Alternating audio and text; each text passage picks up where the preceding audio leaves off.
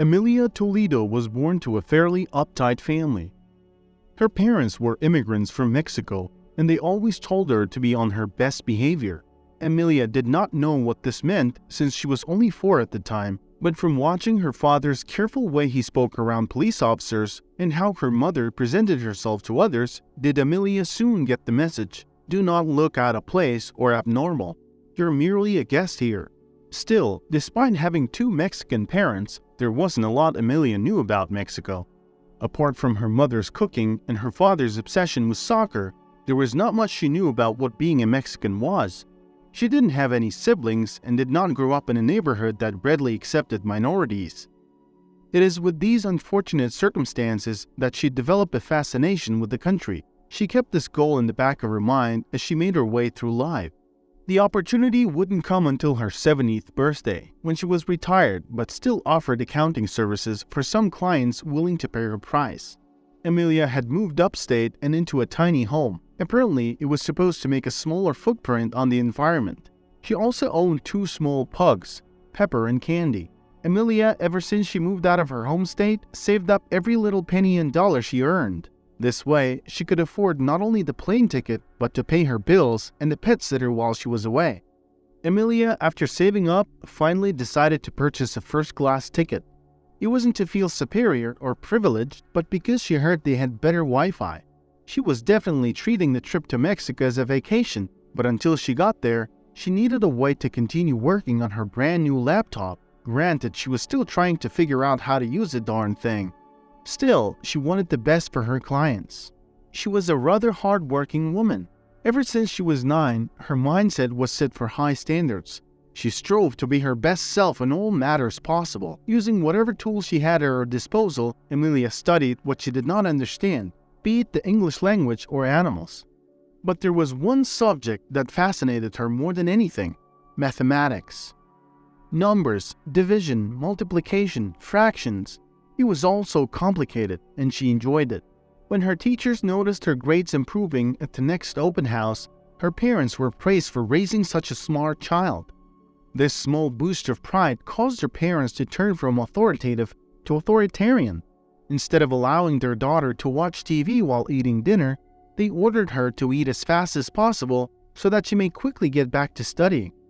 Although Emilia's strict homestyle brought stress going into middle school and high school, she was nonetheless appreciative of her parents. After all, they were doing this for her own well-being. Her proficiency with math allowed her to take serious advanced courses in geometry and calculus. Despite her ability of quick thinking, Emilia strayed from her math classes in 9th grade. Instead, she became entranced with accounting. The concept of evaluating and categorizing numbers gives great insight into a person's life based solely on their business. Emilia got to see success and failure with every ledger, T-account, or pivot table. It's telling a story. When her parents found out, they were more or less supportive. Being an accountant is a fairly respectable job. Computers are the future, they'd say. However, they were also slightly disappointed by the news. Emilia could be an engineer as well, but instead, she chose accounting. Emilia's flight took off around 4 p.m., so she arrived at the airport a little after 12 in the afternoon. Once she got her flight ticket, she went to sit down in the designated area. She received some incredulous stares from those around her, as if they could not believe that this quaint old woman could afford such an expensive flight. Emilia knew they were glancing over at her, but she did not pay attention. She had learned how to deal with these kinds of individuals her whole life, especially in college. Emilia used to hear that to truly enjoy her time in college, she had to split her time between studying and partying. But if she had to be honest, she didn't see what good that would do. In her first year of college, she used her extra scholarship money to get the best textbooks, journals, and tools to get ahead. This way, her parents wouldn't berate her. In the first few months, she had trouble adjusting to the new curriculum and schedule. It was totally different from her public high school. There were no necessarily 8 straight-hour school days. In college, students had to balance internships, clubs, programs, and classes. Emilia worked to the bone to make sure she didn't get left behind. To make it more stressful, her college was a PWI, meaning that more than half of the student population was white. Back then, it was uncommon to see a brown woman attend college. Emilia would get stares from around the campus. But now, in this airport, it only got more aggravating. When they were called to stand in line and board the plane, she felt the stares burning into her back once again. A middle-aged man tapped her shoulder from behind. Emilia turned and asked what was wrong. "This is first class," said the man as he pointed at the plane outside the large window. Emilia responded by showing him her ticket. "I know. I bought the ticket myself." This was her very first flight on an airplane, but she was not stupid. She could read and speak both Spanish and English. However, it would be a lie if she said she did not feel nervous as she walked across a small tunnel and into the plane. It was a lot louder than she expected. Not the people but the engines. It unsettled her. Man was never meant to fly. As Emilia crossed the aisle seats, she was stopped by a fairly young blonde woman. She somehow had 3 children accompanying her despite how expensive the tickets were. Without permission, the woman harshly grabbed Emilia's shoulder and said, "Hello?" "Hey." Emilia was surprised but kept her calm. She shrugged the hand from her shoulder. "Yes, you shouldn't be here." The woman then proceeded to urge Emilia back down the aisle. "Go ask the flight attendant to help you." "Mrs.?" Emilia stepped away from the woman. "My seat is right over there." No, this is first class. Me and my children are supposed to be here. You aren't." Emilia corrected her purely out of annoyance. "It is my children and I, not me and my children." The woman furrowed her eyebrows and jerked her head back. "Excuse me? That was unnecessary. You don't say that to me, Mexican. I've known English all my life." "I'm sorry, but I'm not Mexican." Squinting her eyes, the woman gazed at her skeptically. Emilia continued, "I was born and raised in America." "You're lying. Look at you. You're all brown. Why else would you be on a flight to Mexico?"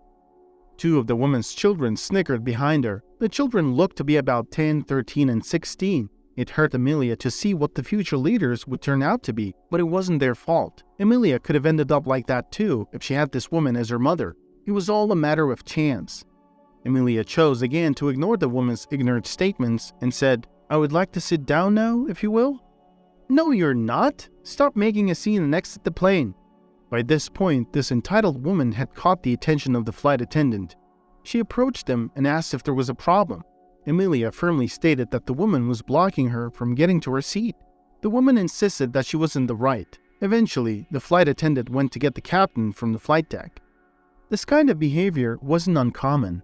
It usually occurred in supermarkets or at work, especially around individuals who have never been exposed to other cultures. However, there were a few notable gems, like her ex-husband Matt.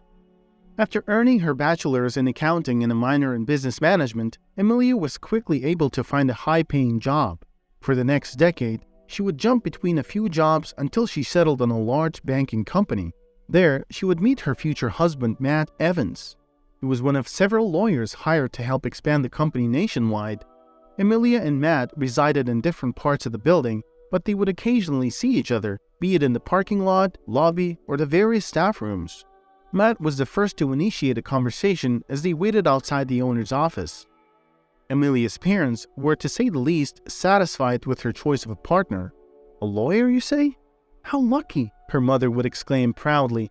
Until now, her family would tread water as they lived in the country, but now that Emilia was an accountant and she was due to marry a lawyer, they were looking forward to good times ahead. That wasn't necessarily the case, however. Emilia and the woman stood there in awkward silence. 2 of the children chose to gaze outside through their window, while the youngest looked at Emilia's clothes. The 10-year-old stared for a little while. Eventually, he said, "I like your bracelets." This compliment warmed Emilia's heart. "Thank you. They're called Ojo bracelets, supposed to protect you from harm." The child smiled and asked if he could have one. Emilia glanced over at the woman, but she didn't seem bothered by it. She was probably going to sell it as soon as they got off the plane. Nevertheless, Emilia offered him one.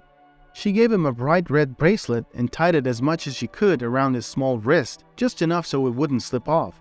It was a surprise seeing the captain appear from the flight deck. Apart from Emilia, he was one of the only people with darkest skin. Not only that, but his complexion looked familiar. She couldn't quite place her finger on why. He had a square face resembling hers, but also eyes that didn't. The familiarity that came from the man instantly brought Emilia comfort. As the flight attendant had done before, the captain also asked if there was any problem. The woman re-explained the situation, All the while, Emilia tried her best to defend herself. Despite the woman's hysterics, or maybe because of it, the captain seemed to take Emilia's side. He told the woman that if she didn't calm down, then he would have to kick her out of the plane along with her children. This simple threat shut the woman up. She shook her head disappointedly and sat down in her seat. The captain escorted Emilia to her seat and apologized for the woman's behavior. He said that those kinds of rude people aren't that common nowadays. Once she was seated, the conversation took a turn. The captain examined Emilia before asking, "Were you born in this city?" "Yes, sir. Born and raised." "Any children?" Emilia stayed quiet for a moment, then she shook her head. She didn't feel it necessary to mention a personal struggle so blatantly. In fact, she did have a child. Decades ago, Emilia's water had broken in the middle of the night. Matt had quickly taken her to the hospital. She was in labor for 3 hours. It hurt to hear the nurses say they had to wait for her to be more dilated. At that point, Emilia just wanted to curse everybody out. Nevertheless, she stayed as polite as she could muster, and finally, she gave birth to her son, Chris. It was all well at first. Her parents were excited to see that they had a grandson. However, around a week after he was born, the doctors noticed something off about his health. They took Chris away from Emilia and into the NICU. Emilia would soon find out that her son was experiencing some kind of organ failure. For weeks, he would stay in the hospital even after Emilia had been discharged. She was persuaded by her husband and parents to stay home and recover some more. "To take it easy," Matt would say. "Focus on work and take your mind off it," her father would say. And so Emilia did. She strode headfirst into her work and put all her trust into her family, knowing that everything would turn out all right and that this sickness was just a fluke. However, Emilia, as she was getting ready to head home from work, would get the terrible news from her husband. Their son Chris had passed away. This single call would alter the trajectory of her life. Emilia suddenly quit her job and spent hours upon hours in her bed, debilitated with a depressed episode. Matt tried to cheer her up, but it was futile. A month would pass, then another, then another.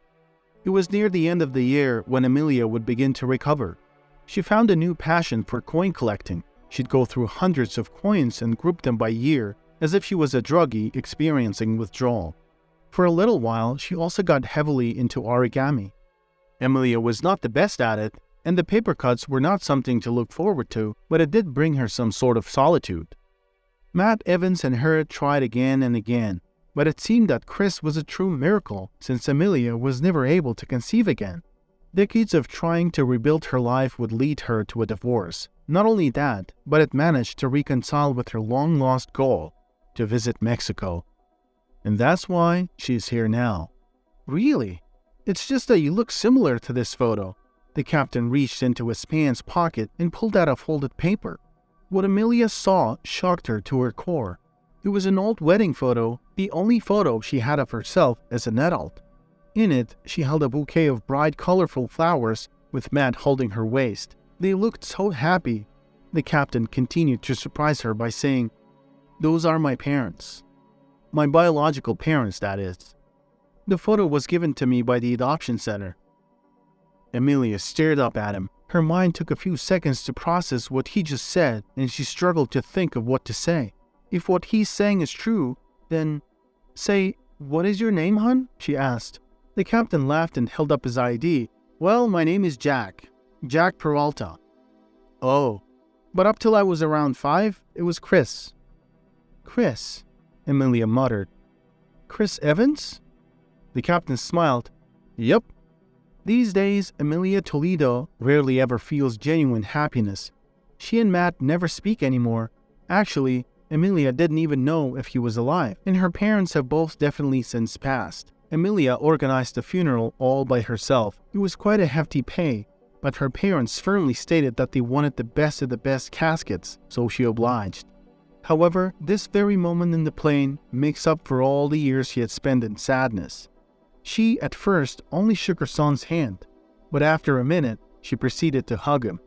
They stayed like that for a few minutes. So how could he be alive? Emilia vividly remembers the moment her husband said that he had passed. It replays in her mind constantly. The mere facts are rather tragic. Chris did indeed have some form of organ failure, which was caused due to undiagnosed coagulopathy. a condition where the blood's ability to clot is impaired, leading to excessive bleeding. But going against the information Emilia received, Chris did not die. He recovered. Emilia's deceased parents told a different story. They did not want to be associated with a sickly child, especially if it will cost them unnecessary expenses for treatment. Thus, they roped in Matt, her ex-husband, along with the charade and told Emilia the false, devastating news of her son's passing. Chris, or rather Jack, was given up for adoption. He spent half a decade in an adoption center before finally getting brought in by a loving couple who already had 2 children. That's when his name was changed to Jack Peralta, and if Emilia had to be brutally honest, she thinks it was for the best that he didn't stay with her. Matt wasn't that caring of a husband, and her parents? Well, they were not the best at showing emotions other than disappointment or anger. "You're doing okay now?" Emilia asked. "Oh yeah. I remember when I was 11, I got a giant scar after tripping while playing tag. I take vitamin pills now and regularly go to the doctor." Good. Emilia wanted to spend more time with her son, but she knew he had work to attend to, so she kept her mouth from talking too much, else it'll slip out. She understood the importance of hard work. The captain glanced back at the flight attendant, who was in the process of closing the plane's door. All the passengers were already in their seats, ready for the flight to take off. The only person standing was the captain. "You know," he continued, "when we land, we can spend some hours together, for I have to get back in the plane." Emilia smiled a little wider than she should have had. "Que bueno," which was Spanish for "very good." She had always felt awkward with expressing emotions, be it joy or grief.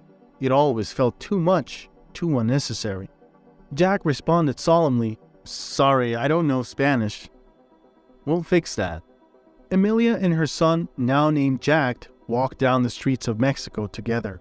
They took in the gorgeous scenery, as well as the local food vendors selling flautas, tacos, tortas, enchiladas, and even pepián from Guatemala. Emilia was already accustomed to these dishes, but seeing her son's reactions to the delicious food made her extremely happy. But that's when she began thinking of the photo. How did he get it? Back in a hotel, Emilia asked him that question she had on her mind. "The photo?" Jack responded. "I heard from my godmother that the photo came from a man. He didn't identify himself, but he looked to be around his 30s, maybe even older." Emilia folded her arms over her stomach in an attempt to consolidate herself. She had a feeling for who it was. Did this man have blonde hair? Oh yeah. And a striped tie? Well, my godmother did mention something about his attire. I think it was his sneakers that bothered her so much. It didn't match his suits, he said. Jack proceeded to laugh, but all Emilia felt was dread. If this is true, then she'd have to make a pretty charged phone call to a certain retirement home. Matt Evans, her ex-husband, used to joke about his chances of ending up at a facility for the elderly when he got older. "If I did," he'd say, "it would have to be a fancy one." And Emilia knew exactly the one he would choose, if he was still alive, that is. Once her son left for his own room, Emilia dialed a number for the Green Rock Assisted Living Facility. She knew the number since Emilia had constantly been told by her parents that they wanted to be moved there, but she did not have the money at the time. So every day she would memorize the number up until she had financial stability, but that day would arrive too late. Her parents passed away before it could happen. That memorization hasn't gone to waste, because now Emilia could use it to confront her ex-husband's lie. "Hold please," the operator said over the line. A minute later, Emilia heard Matt's voice. It had aged considerably, and he knew it. "Yep, this is Matt Evans. What do you want, Emilia?" "I just want to catch up." The other side went quiet for a few seconds. She thought she had lost connection, but then Matt said, "No, you didn't. You haven't called in over 40 years. Why would you suddenly call now?"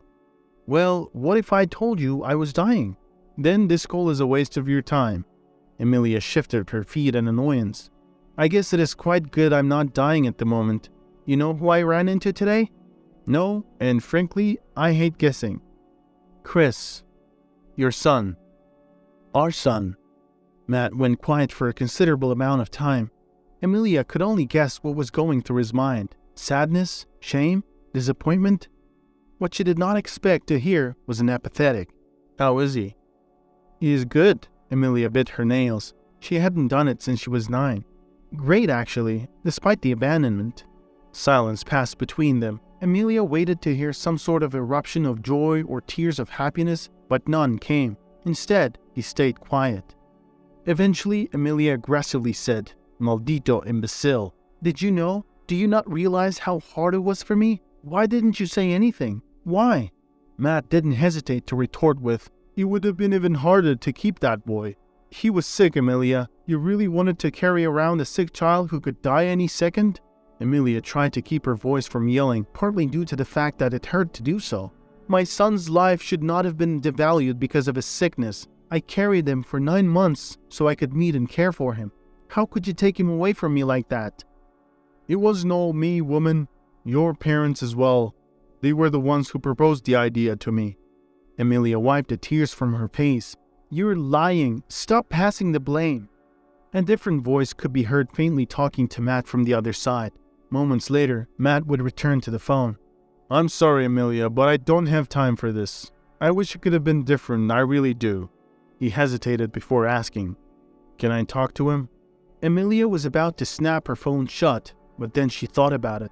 If she kept her ex-husband away from contacting their son, then how can she act like she has the moral high ground? With an exasperated sigh, she said, "I'll give him the number for the facility, but keep in mind that I won't sugarcoat what you have done and said." "That's unfair, Emilia." "No, it really isn't." She hung up. Whatever her son decides to do with this information will be all up to him. It is his life and no one else's. Emilia was busy wiping her tears when she heard a knock at her door. It was Chris, Jack. He had heard the combative tone of her voice through the wall and had come in to check if she was okay. It was clear she wasn't. Emilia was shaken up due to being exposed to truths she had trouble understanding. Nevertheless, they existed.